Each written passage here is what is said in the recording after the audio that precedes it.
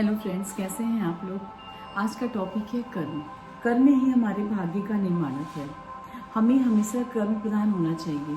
जो व्यक्ति कर्म प्रधान होता है उसके साथ हमेशा अच्छा ही होता है। देर जरूर लगती है पर परिणाम हमेशा सही ही आता है। हम कभी सोचते हैं ना कि हमारे साथ में ऐसा क्यों हो गया, हमने तो कभी किसी का बुरा नहीं किया था। पर ये एक दिन की बात नहीं होती। अगर हमारे कर्म गलत हैं तो उसका परिणाम भी हमें गलत भुगतना ही पड़ेगा।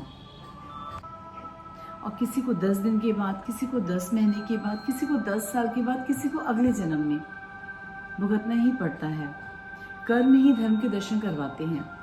जैसे रामायण वाल्मीकि जी ने लिखी, महाभारत वेद व्यास जी ने लिखा, और दोनों ही छोटे कुल से थे पर महर्षि बने। क्यों? क्योंकि इनके कर्म इतने बड़े थे।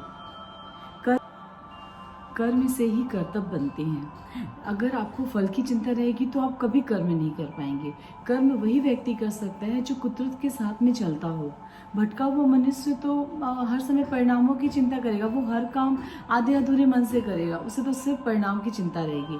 और जब तक मनुष्यों में अपना पराया, लाभ हानि, छोटा बड़ा, ये सबको तराजू में तौलते रहेंगे, तब तक तो कभी भी कर्म नहीं कर पाएंगे। वो हमेशा वो व्यक्ति कर्म को लेके कंफ्यूज ही रहेगा। और जो व्यक्ति कर्म के आधार पे अपना स्तंभ खड़ा करते हैं उसमें बहुत मजबूती रहती है। और जो व्यक्ति इसे नज़रअंदाज करते हैं उन्हें कहीं ना कहीं दुख झेलना ही पड़ता है।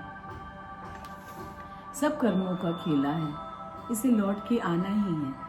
आज हमें किसी ने रुलाया है, कल उसे किसी ने कोई और रुलाएगा।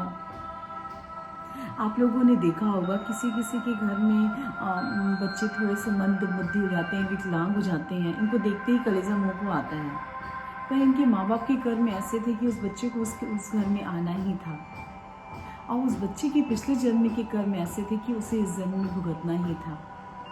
यानी कि दोनों अपने अपने हिस्से के दुख झेल रहे थे।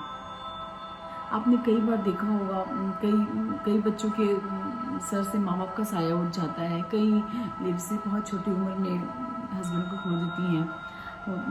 तो ये कारण कोई भी हो, पर इसका आधार एक ही है, कर्म। एक बात हमेशा ध्यान रखिए कि कर्म हमेशा फलदायी होता है। अच्छे के साथ अच्छा और बुरे के साथ बुरा। चलिए, अब मैं आपको कर्म के बारे में क्या, कर्म को का कोई उपाय, कोई टोटका वगैरह तो होता नहीं है। कर्म तो मन के अंदर से निकले हुए भाव से ही होता है। फिर भी मैं आपको एक दो बातें ऐसी बता देती हूँ जिसको आप मन में रखेंगे तो अच्छा रहेगा, अच्छी सोच आएगी आपके साथ में।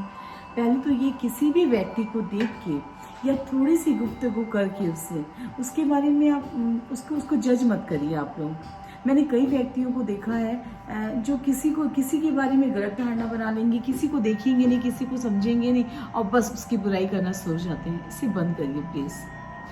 सेकंड पॉइंट ये है कि गाय, कुत्ता, बिल्ली, सुअर, इन सब से नफरत मत करिए। ये सब भगवान की बनाए हुए जीव हैं। हो सके तो इनको खाना दीजिए। अच्छा, आप लोगों ने देखा है जब ये जीव के जो बच्चे रहते हैं, जैसे कुत्ता, बिल्ली, छोटे छोटे बच्चे, पपी, और इंसान के बच्चे, ये सब सेम ही लगते हैं, मुझे तो लगते हैं। मैं जब बाहर जाती हूँ, गाड़ी में बैठे बैठे मैं बाहर देखती हूँ तो कई लोगों को देखती हूँ जो सब्जी बेचते हैं, भिक्षा मांगते रहते हैं या बोझा ढोते रहते हैं। इन लोगों को देख के ना, इनके चेहरे को देख के इतना उल्लास, इतनी चमक नज़र आती है। मतलब ऐसा लगता है कि ये व्यक्ति दिल से बहुत अच्छे होंगे। और एक बात, जिनका बर्थडे आता है 8 को, 17 को, 26 को, इन लोगों को कर्म प्रधान होना ही चाहिए। इन लोगों को अपने स्टाफ से बहुत प्यार से हैंडल करना चाहिए, बहुत प्यार से रखना चाहिए।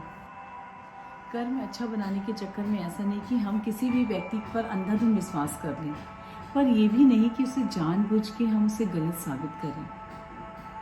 चलिए, आज के लिए इतना ही। फिर मिलती हूँ। Bye, take care.